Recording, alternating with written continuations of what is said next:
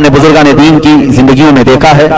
بلکہ حدیث آپ کو میں بتا دوں, اللہ کے حبیب صلی اللہ تعالی علیہ وسلم نے ارشاد فرمایا من کان للہ کان اللہ لہ, جو اللہ کا ہو گیا اللہ اس کا ہو گیا. یہاں تک کہ حدیث قدسی ہے, یہ حدیث قدسی کہتے ہیں فرمان اللہ کا ہے, زبان نبی کونین کی ہے صلی اللہ علیہ وسلم. حضور صلی اللہ علیہ وسلم نے بیان کیا لیکن وہ کلمے اللہ کے. اس حدیث قدسی میں اللہ فرماتا ہے ایک بندہ مجھ سے قریب ہوتا ہے, قریب ہوتا ہے, اتنا قریب ہوتا ہے کہ میں اس کا ہاتھ بن جاتا ہوں جسے وہ پکڑتا ہے. کون کہہ رہا ہے؟ اللہ عز و جل. اللہ تعالیٰ فرماتا ہے میں اس کی زبان بن جاتا ہوں جس سے وہ بولتا ہے, میں اس کے کان بن جاتا ہوں جس سے وہ سنتا ہے. اللہ تبارک و تعالیٰ یہ ارشاد فرما رہا ہے حدیث قدسی میں. تو بندہ اپنے آپ کو اتنا قریب کرتا ہے, اتنا قریب کرتا ہے کہ اللہ رب العزت اس کے اعمال کو اپنا عمل فرما رہا ہے.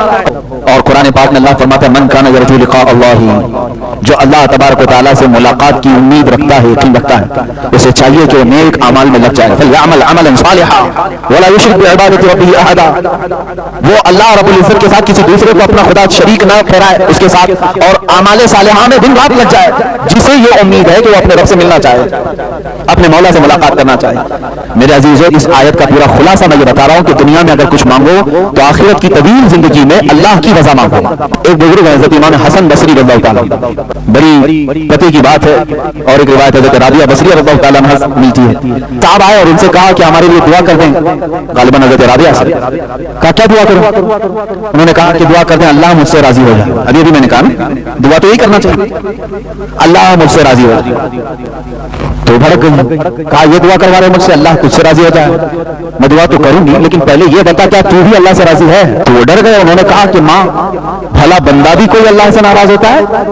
کون ہے وہ, کس کی مجالس, کس کی جرت ہے کہ وہ اللہ سے ناراض ہے؟ انہوں نے کہا لاکھوں بندے ہیں. کہا کیسے؟